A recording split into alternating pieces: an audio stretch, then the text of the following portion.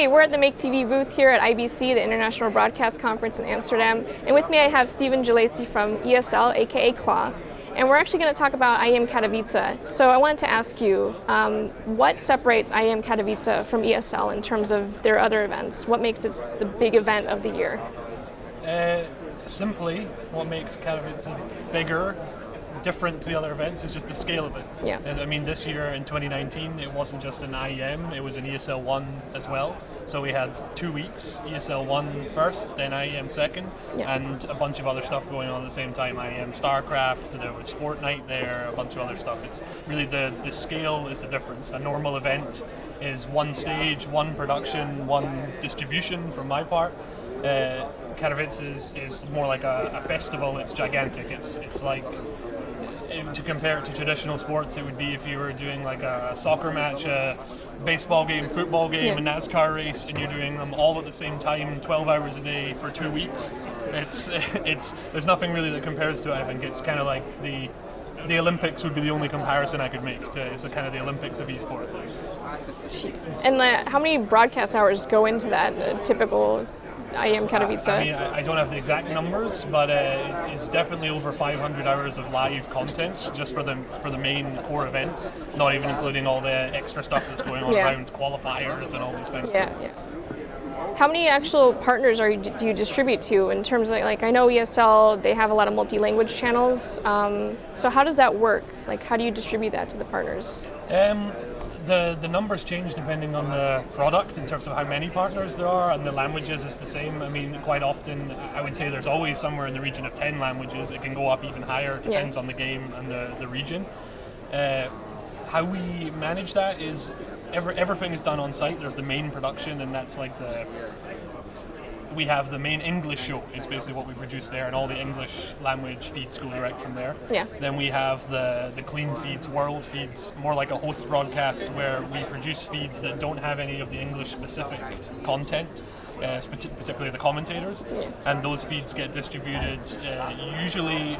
There's a couple of different ways we can do it, but right now it's actually mostly RTMP, and that goes to most of the takers where they can reversion it or do a show of their own in their studio and rebroadcast it. It varies depending on the taker. Some of them do a very small bedroom style show for a smaller region language, and then for some of it's a television station who are doing their own complete broadcast. Yeah.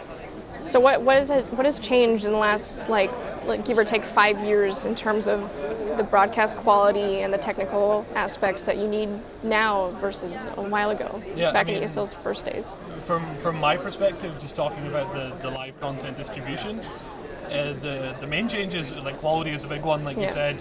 The scale is absolutely the main change.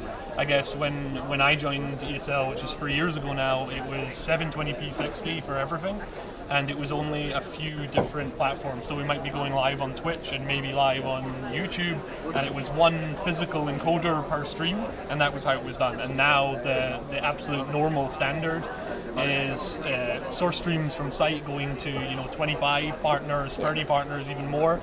Everything is 1080p 60 across the board. We have custom transcoding and custom delays, different regions using the content. It's just massively blown up in scale since when I started. And it just keeps getting bigger, especially now with linear broadcasters wanting in on everything as well. Then it gets even bigger again. So from your standpoint, what for you personally is kind of the success criteria for an IEM Katowice?